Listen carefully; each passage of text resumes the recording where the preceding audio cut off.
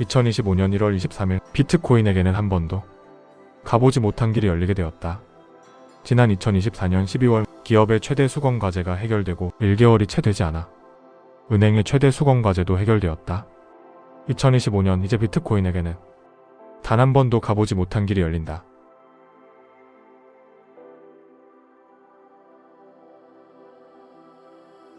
(2024년 12월 15일부터) 미국 내 JAP라고 불리는 일반 회계원 측에 비트코인을 정당한 자산으로 취급하도록 하는 법안이 시행되었다. 즉 회사는 비트코인을 채택하여 그동안에는 장부가의 비트코인 이익을 전혀 반영하지 못하고 있었는데 비트코인 이익을 반영할 수 있게 된 것이다. 이 점은 그간 대부분의 기업들이 비트코인을 채택하는 데 있어 가장 큰 애로라고 응답했던 애로였다. 그런데 불과 1개월도 지나지 않아 기업에 이어 은행의 최대 수건 과제가 해결됐다. 트럼프 대통령의 원래 공약에는 없었는데 막 취임한 트럼프 대통령이 암호화폐 수탁 서비스를 제한하고 있었던 미국 증권거래위원회의 가이드라인을 폐지한 것이다.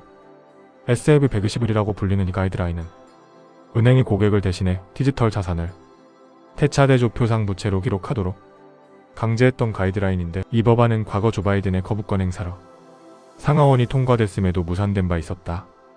이번 변경사항은 2024년 12월 15일 이후 시작되는 회계 연도부터 소급 적용되며 이제 SEC의 새로운 프레임워크를 통해 디지털 자산 보호 의무를 보다 광범위한 회계 기준인 미국 IFRS 지침 등을 활용해 평가할 수 있게 되었다.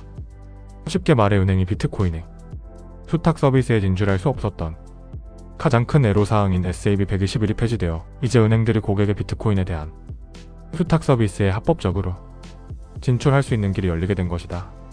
미국 은행권은 새로운 규제 환경에 적극적으로 대응할 준비를 하고 있는데 브라이언 모이니안 뱅크 오브 아메리카 최고 경영자는 규제 철폐 후 비트코인 수탁 서비스를 전통 은행권이 적극 도입할 것이라고 밝혔다. 기업들의 최대 애로사항 FASB 그리고 은행들의 수건 과제였던 SAB 121이 모두 폐지되며 비트코인은 2025년도에 가보지 않은 길을 가게 될 것이다. 그 가보지 않은 길은 바로 공급은 없는데 수요가 폭증하는 길이다. 천조국인 미국의 제도권 안에서 바로 이 수요 폭증의 길을 가게 되는 것이다. 공급이 없고 수요가 폭증하면 가격은 부르는 게 값이 무한대다. 사실 과거에도 여러 번 말했지만 비트코인이 미국을 필요로 하는 것이 아니고 미국이 비트코인을 필요로 할 뿐이다. 그 누구나 비트코인을 채택하지 않게 될 경우 새로운 비트코인 중심 질서에서 모두 도태되고 뒤떨어질 뿐이다. 비트코인을 중심으로 모든 돈과 자산의 가격이 계속해서 무너져 내릴 것이기 때문이다. 미국은 글로벌 패권 경쟁에서 시대의 변화를 어느 정도 잘 아는 대통령을 만나 비트코인 중심으로 세계 질서를 선도해 갈 것으로 보인다. 최근 전세계 거래소 비트코인 수량은 계속해서 급감하고 있으며 해시레이트 또한 최대치를 경신 중이다. 비트코인 ETF는 금과 비교했을 때 금 출시 이후와는 비교도 안되게 비트코인 ETF는 36빌리온 달러를 기록하며 역사상 유례없는 수치를 기록하였다. 금은 아주 하찮게 보일 정도의 액수다.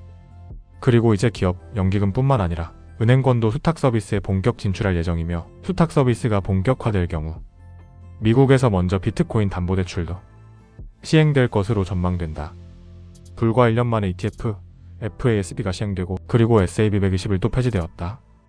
2025년 비트코인의 미래는 어떨까? 그리고 당신은 드디어 변화될 것인가?